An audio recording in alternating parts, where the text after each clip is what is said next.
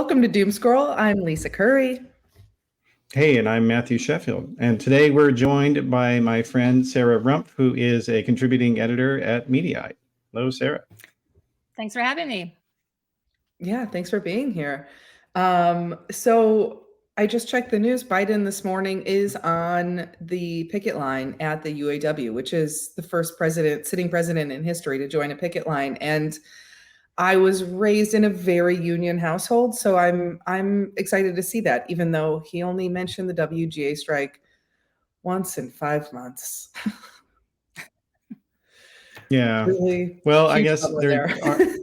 Yeah. Well, there's more auto worker voters. I think that might be what it comes down to. I was thinking about it this morning when I read that, because I'm like, well, that is seen as more of a blue collar thing, even though the vast majority of writers and actors are middle class, if not, actors. Some actors will have like one small job in a year, but the media even out here, they keep saying Hollywood writers and actors. And I feel like the word Hollywood still has creates this picture in people's minds where they think we're all rich and famous. And it's like, no, we're TV and film writers and actors. We're very middle class. I'm making less than an auto worker, actually. Mm-hmm. Yeah. Cost of living in California.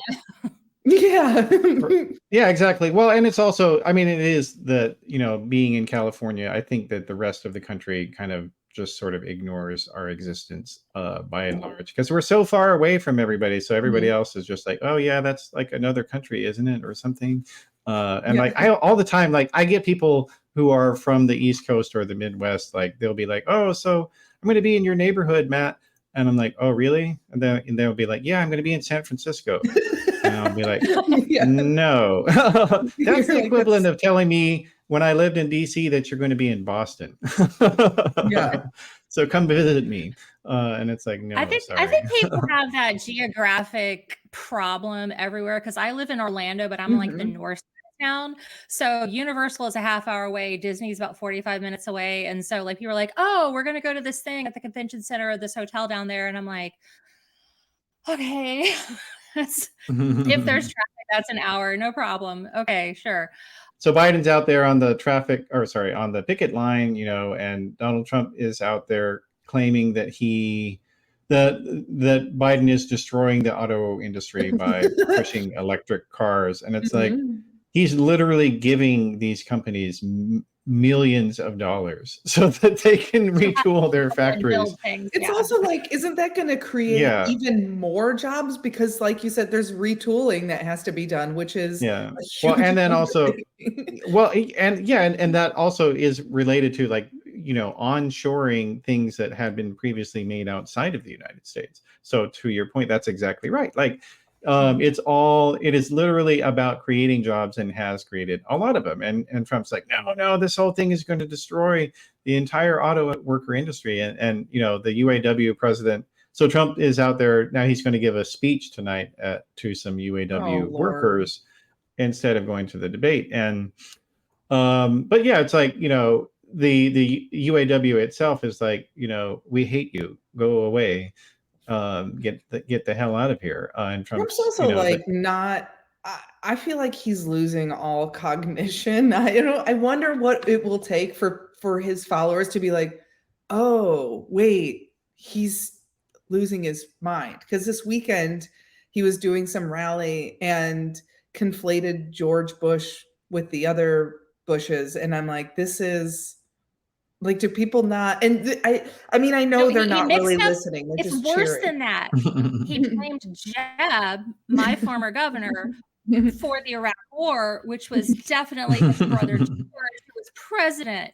Yeah, Florida, we got a lot of swagger, but we do not have the power to declare war. I assure you. Because Ron DeSantis would have done it by now. Trust me. In all fairness, I feel totally comfortable blaming all of the Bushes and even more people on the Iraq War. Okay, yeah, let's blame Jeb. Fuck it. Yeah. Well, although in Trump's case, it wasn't deliberate, though. Yeah. But He also wrote yeah, something well, about all right. windmills killing whales, so it's been a real stellar brain I- week for our whole. Yeah, It is well, no, really- and he keeps going to that, like this whole windmills cause cancer thing. Like he seems to actually believe the stupidest shit imaginable, and and it's like, I mean that ultimately is why a lot of people like Trump, because he's dumb and so are they. Like he's a kindred spirit for them. I Yeah, really I mean, think he's that's just how a it is. cult leader. Like he just says things to get people riled up. And I think that if you say enough times, they're coming after us. I mean, that's what Russell Brand is saying. That's what that's what Jim Jones said. That's what Menendez, all of them. Yeah, they're coming for us. And then everyone's like, oh, thank God this person's leading the way to protect me. No, they're not. And then I mean, it's also, oh, go ahead. I was just saying, I've never raped an actress in a store dressing room or stacked up classified documents in my shower or attempted to incite insurrection to overthrow an election I lost. But yeah, sure, they're coming for me. Yeah, there goes your Yeah. dreams of being a cult leader, I guess. Ah, man. Yeah. So Yeah. better stick Well, with the now, yeah. Although you look at the whole Menendez situation, I mean, so you have, I mean, it is a really good example of the difference between the two political parties. So Bob Menendez, the New Jersey senator, he just got indicted, and this is, by the way, his second batch of indictments. Let's make clear with that. Like, and now tons of Democrats, and I guess AOC was the first one to call for him to resign, and now a bunch of other ones have come out and said it's time to go. I mean, and it's big names. It's big. Let's be very clear. It's not just a couple of the fringe or scattered ones. It's Senator Cory Booker saying he should resign. It's the top leadership of the New Jersey from the same Democratic state, Party. like, yeah, The New Jersey Democratic Party. It's Nancy Pelosi, former speaker. You should probably go. There was a whole, I forget the names, but and I'm sure it's been updated by now, but there's a whole list of Democratic senators who have said he should resign. And this is within 24 hours. In the case of, George Santos, you've got Speaker Kevin McCarthy hanging on to his coalition by just the grip of his fingernails, and he can't afford to lose a member. So he's defending George Santos when the guy lied about how his own mother died. And sorry, I just find that so offensive. Like, I would never risk that kind of karma. I wouldn't even fake my mom having a cold. But and you've got this is and she said he yes, defending Trump for all these years, and I don't consider myself a Democrat, but on the specific issue of ethics in government right now, the Democrats are running up the score, and it is extremely embarrassing for my former party that they can't figure out a way to say, yeah, taking hundreds of thousands of dollars in cash bribes is bad. Yeah. Well, and then the contrast the equivalent for Trump, that they can't, Democrats can say this and the Republicans can't. Sorry, I conflated the two there. Yeah. Well, no, and then Jared Kushner, I mean, basically did this exact thing. I mean, took billions of dollars, billions, like whatever shit Hunter Biden did. Yeah, like whatever shit Hunter Biden did, like it is nothing compared to. And Hunter Biden had no role in the White House. He never worked for the government in any capacity. He was just a loser son who was trying to grift off his dad's name. It's also like Jared Kushner's in the fucking White House making deals, political deals, giving military supplies to people who were bribing him. And yet we don't talk about this shit. Like, what the hell? I mean, honestly, like the Democrats, like I blame them for that also. Like they should have been talking about Jared Kushner nonstop. Most people have never even heard of Jared Kushner, I would bet. Yeah, I also wonder if, and I don't mean this in like a conspiracy theory way. I wonder if certain politicians are careful to not go after somebody for taking bribes because they're like, well, we don't want to pull at that string. It's too many of us are taking bribes right now. Yeah, it's probably for some of them. The specific facts of the Kushner thing don't even pass the smell test at all. because what this $1 billion allegedly is some sort of investment in his real estate firm. The guy is terrible at real estate. He took a Park Avenue Manhattan building. I mean, literally Park Avenue. I've never lived in Manhattan, and I know that Park Avenue is posh. And he lost a pile of money on it, a pile. And, you know, it's to the point where, like, you know, he's done this repeatedly. It's not like there's some track record where he's taken buildings and turned them into hundreds of millions of dollars of profits for his family and his investors. He's failed repeatedly. And even with the of being the son-in-law of the president, he still wasn't making a profit. So for a foreign country that we have a complicated relationship with, to have their crown is giving $1 billion, and he also has no experience. Find out how $1 billion is. Like, we forget, like, it's exponentially so much money. There's a reason that we can list the number of people that are billionaires, like, and that magazine articles can list billionaires in each country, because it's such a big number. It's so much money. To give that kind of money to somebody who is really dumb or unlucky or both at investments means you're either the dumbest person on earth or it's a bribe. And I don't think the Saudis are stupid. So no, they seem to pretty obvious, do pretty well in their investments. Like, they're just embedded in so much American commerce, including at Twitter, where they're the second biggest shareholders. And they had a spy on as a high-level employee at Twitter who was literally looking through direct messages of Twitter users who were Saudis and then getting them arrested. And one of them has now been sentenced to death recently. And Elon Musk, of course, has nothing to say about it. He's I love free speech. Yeah, it's the biggest hypocrisy.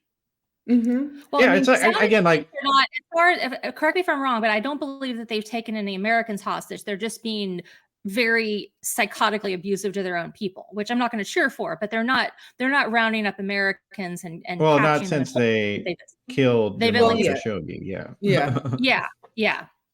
Which a friend of mine from Second City is Saudi, and he moved back and he works in TV there, and he's like, they're starting to do this stand-up show here. You should see about booking it. Which I'm like, I would love to, just for the adventure, but I'm also like, I was very critical of them when Khashoggi was murdered on Twitter and everything. And I'm like, I don't trust that any Twitter scrubbing company can get it clean enough and to remove everything enough that I would be safe in Saudi Arabia. Yeah. Well, and it just shows, though, the it's not just hypocrisy, it's deliberate, double standards that Elon Musk has. Like, whether, MAGA 69 gets banned from Twitter for telling, posting rape jokes to someone, like, that doesn't fucking matter. Also, another story on the right, and this shouldn't be funny to me, but it's so funny. Former Trump aide Molly Michael has come out to say that Trump wrote notes for her on, like, just on classified items and handed them to her. List, yeah. And I use them as scrap which is so insane and also relatable, because anything that's sitting next to me on my desk when I need to write something, it's getting written on. It doesn't matter if it's my taxes, it could be my birth certificate, it's going to have a little note on it. I feel like it's kind of like a bit of power flex, like celebrities don't wear a dress more than once and they throw it away and like, oh, I'm the president, this is my scrap paper, look how cool I am.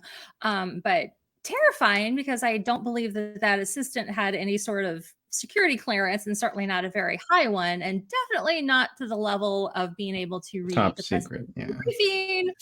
Not good. And honestly, that is one of the things that people joke, like, oh, well, Trump is awful and he's done all these things, we shouldn't give him Secret Service protection anymore. No, we have to protect him from getting kidnapped from some other country, because he is not tough. If somebody said, we're going to give you a paper cut, he would squeal all the secrets at his little mess remember, we do not want him taken hostage. I want him kept very carefully safe and protected 24 hours a day. I want every member of his immediate family safe, because we can't, he would fold. He would fold. And we do not want that to happen. Yeah, seal them all in a bank vault just to be extra safe. Or a jail cell. I prefer that. Yeah. That'd be fine. Very well guarded. Yeah. Well, yeah. Somebody else, though, who has, way too much money, Rupert Murdoch, he's 92 years old, and has finally said he's resigning as the chairman of Fox Corporation and News Corporation, which, I just love the fact that they were Fox News constantly talks about how Biden's too old, and they did it for years, and their boss was in his fucking 90s. And yet, again, it shows a level of democratic incompetence, though, I feel like, because that's such an easy, obvious point, and yet I never saw anybody made it. They should have been like, Joe Biden is as competent as Rupert Murdoch. And so if you think he's too old, then, Rupert Murdoch needs to resign. But they never said it. Huh? Well, and the other thing is, Roger Ailes was no spring chicken either. Rupert Murdoch has not retired. Let's be clear. He's taken on a new title. He's chairman emeritus. He's still lurking around the building. Everybody there lurking is the best word. Wandering around the hallways. Everybody there is someone that he hired, recruited, trained. The executives are his handpicked people. The legal team is his handpicked people. Correspond. It's he's either hatched them or hired them. So it's his company. He still owns it.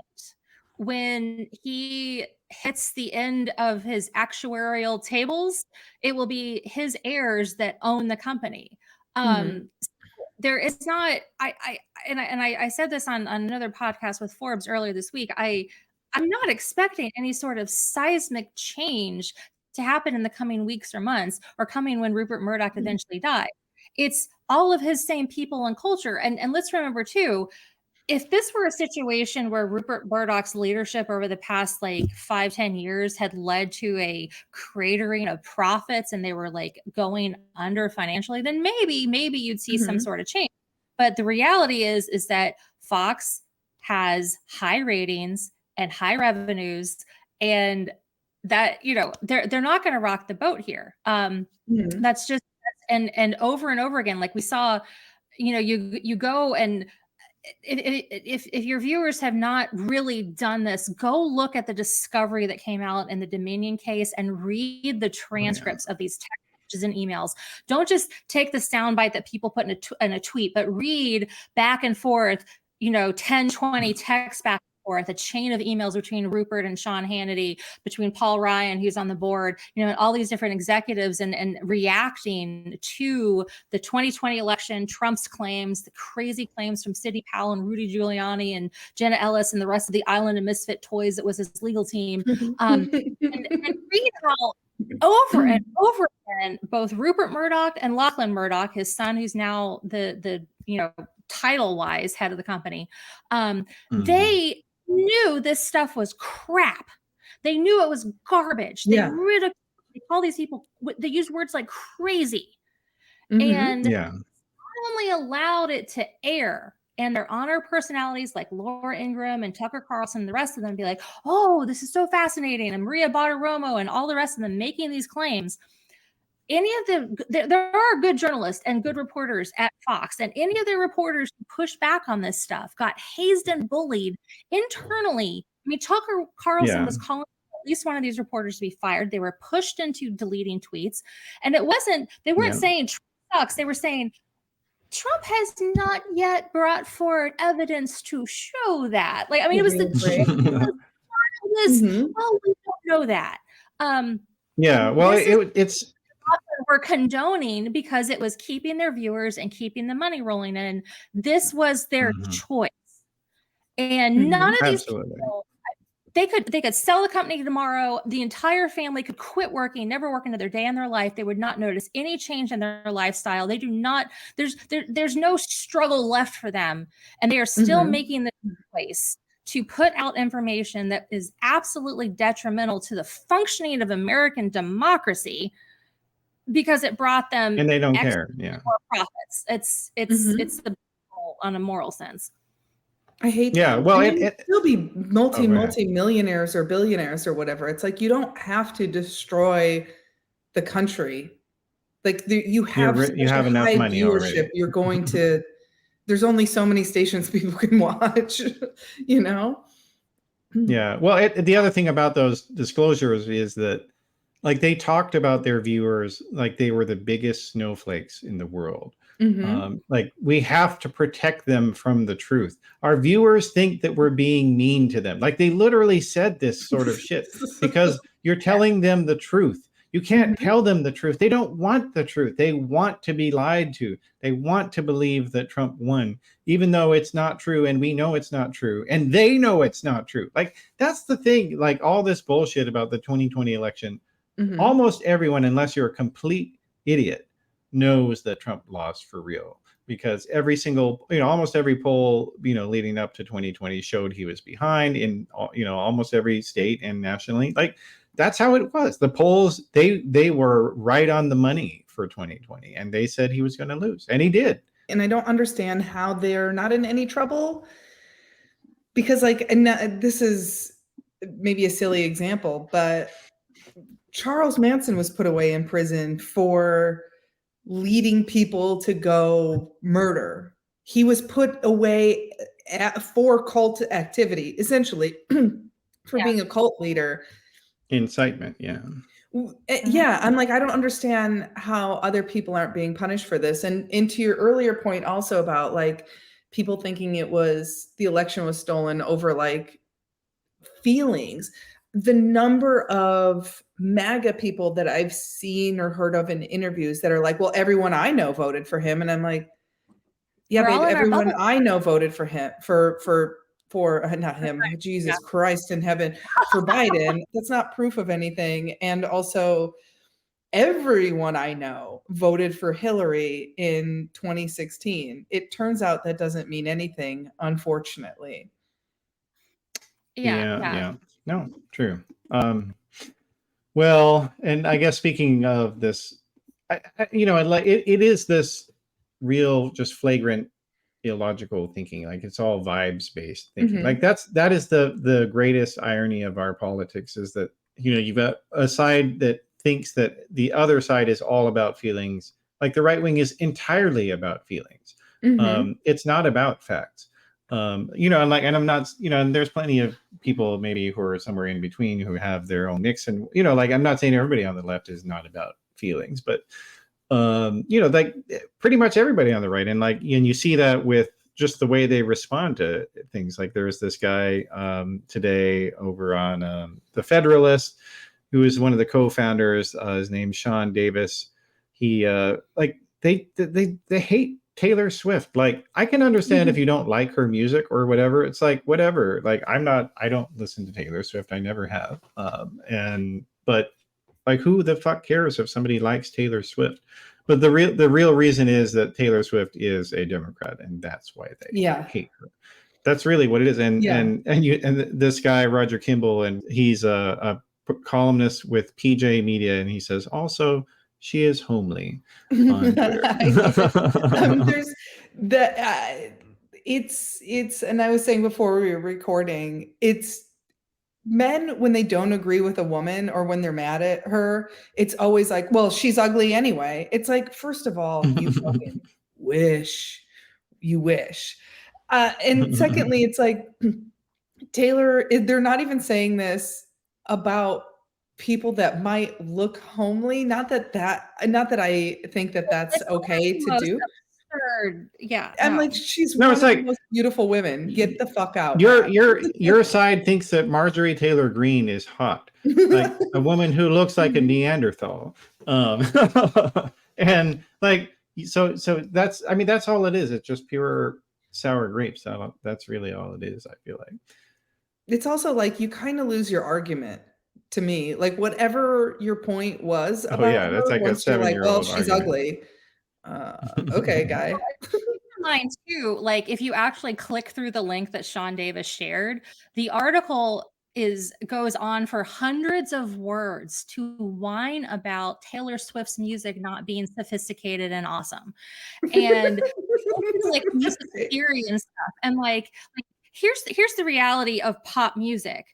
There's a million YouTube and TikToks out there showing how like they often use the same chord progressions over and over. And yes, Taylor Swift music does that, but she writes a lot of the lyrics herself. There's a lot of the lyrics that are very interesting, and we don't actually need a pop song to be like have the thematic complexity of like a Bach invention. I mean, Yesterday by the Beatles, I mean, I think Imagine is garbage. That's just my libertarian conservative brain still ticking in to think like you can't imagine all these things the way that would be. But Yesterday is a beautiful, poignant song that has very simple lyrics and extremely simple melody, and like children can learn to play that on the piano. And it is one of the most gorgeous, beautiful American pop songs of all time. So to criticize Taylor Swift because you don't think it's sophisticated or complex enough, well, there's a lot of girls and young women that are identifying with the lyrics and themes and songs that she's singing, and the pain of seeing a guy that you have a massive crush on with another girl, and the pain of heartbreak, and the excitement of a new relationship. Like these are things that she's singing about that are real human experiences. So I don't necessarily identify as a Swiftie, but I do like some of her songs. I've been to one of her concerts and Reputation tour, and the girl works. So if you want to conservative work ethic, like she's writing her song, she's employing a bunch of people, she's traveling throughout the country, not just going to the big liberal cities, she's going throughout the whole country, and she's putting on a show where she's performing for hours, even if it rains. Like even if you hate her music, you kind of have to be like, okay, she's working hard. She's being credited for like contributing $2 billion to the American economy. She's being credited for like revive the fortunes of the theaters because and getting people to vote, register to vote as well. Yeah, she tells her fans. Well, that's her real crime, though. Well, that's her real crime. Well, and it's also she just gave her because she's leaning liberal-ish. She's not even all that liberal. She's just leaning liberal-ish, and they're like, "Oh, we have to destroy her and say that she's ugly and stupid and her music sucks because she doesn't vote like." But remember, but we're against cancel culture. Remember, like we don't want to cancel people. Also, like you said, with her being liberal-ish, like she is vocally and proudly a Christian. And also just gave all of her truck drivers a $100,000 bonus. The truck drivers.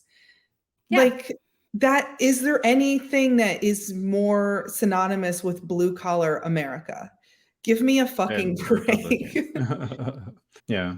Well, and I guess to end on a good note, though, a better note, we have so Jimmy Carter, who is 98 years old, and he was put into hospice in February months ago, and has been and he's has probably been diagnosed still building houses dementia. On the side.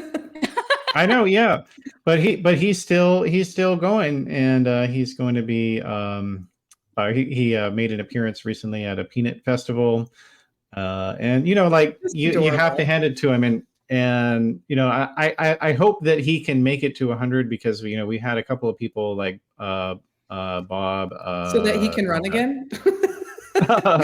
No, because like Betty White made it to 99. Betty White didn't make it to 100, and Bob Barker didn't make it to 100. So we got to have that was him getting as close as he could to 100 without going over. So somebody else tweeted well, that's true, not my joke, but so props to that. Yeah, that was the best joke about him. I forget. I don't remember the name of who did it, but it was brilliant. It does feel like Jimmy Carter is the only president who really took it seriously that he was a public servant. I feel like everyone else was like, all right, time to make some extra money on the side doing, like he's like, oh yeah, I'm just special chapter is over. Yeah. And I do appreciate that. Well, and you look at what he did with his life after his presidency. And I, again, like I think there's things that you can point to in his presidency that were missteps at best, but Mhm. we know the name Habitat for Humanity. I've personally volunteered and donated for them because Jimmy Carter made that a household name. And he Yeah. got out there and picked up a hammer and nails himself. I mean, I remember years ago, he came to my church and spoke, and his message had nothing to do with politics. And it was all, Mhm. I mean, it was long ago, I was a kid, but I still remember him emphasizing that we are here to show kindness to our fellow Mhm. man, and, you know, helping somebody get a roof over their head. It means that they can have a life and have the American dream. And the whole thing was just so moving. And Mhm. that's what he did for decades. I, you know, he's a hero. You can disagree with every single word he said as president, every single decision he made, every single political thing he ever did, Mhm. and then look at what he did with his life after the White House. And if you can't acknowledge that that is a great American, then you have a sad little heart, and I'm very sorry for you. He's Yeah. a great Yeah. man, and it'll be a loss when he goes. Yeah, absolutely. Yeah. I fully agree. No joke Yeah. there. All Sorry. right. Yeah, that's all right. Well, all right. So Sarah, you are on various social media places, and All the things your last name that Rumpf Shaker. is a pun. Yes, Rump Shaker, and people can figure out That that is the perfect one. handle. I'm so upset with you. So good. Well, when I was a middle schooler and that rap Mhm. song came out, it was really rough Mhm. for a while. And then it was one of those, it's like, okay, do I just curl up and die, or I just embrace this as a nickname? So the nickname actually predates Twitter. I had it on like some t-shirts, my sorority jersey when I was in college. And then when I signed up for Twitter years ago, I was like, oh, no one's going to read this. I'm just going to put my little funny name on here. And people liked it. I've had some really funny conversations with high-ranking elected officials having to explain 90s rap lyrics to them. Okay, I love that. Yeah, That's yeah. fun. Because it sounds like it's a little dirty, it's a little Mhm. saucy, but it's not, you know, I mean, and even like something locally, the mayor of one of the local towns here from Windermere, like was an early adopter of Twitter, and he saw me and I was with my mom at some little event. And he's like, hey, Rumpf Shaker, what's up? My mom was horrified. She thought the mayor of Windermere was sexually harassing me. And I'm like, no, it's fine. It's something called Twitter that you're not allowed to get on because it's the internet and it's scary, but it's fine. It's just a nickname. It's okay.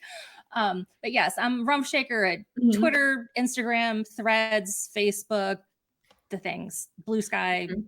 Mastodon. I joined them all, so I don't believe that Elon's going to be able to hold this on. So I'm on the No, things. especially Come once find he me. starts charging for Twitter. He's No, I'm gonna not charge paying for for all Twitter. levels. I'm like, no, Oh because yeah. also since he's taken over, it used to be that most of my replies were like genuine fans, and now Yeah. it's mostly trolls that are like, fuck you, how do you know Russell Brand is a rapist? And I'm like, because I'm a comedian and every comedian knows. Anyway, speaking of, find me on everywhere. My Twitter handle is different, but it doesn't matter because it's going away. And everywhere else, I'm Olympian Lisa Curry.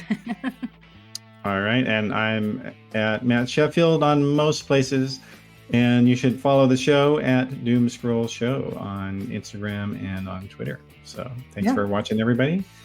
We'll see you next time. Yeah, see you. Thanks a lot. Bye.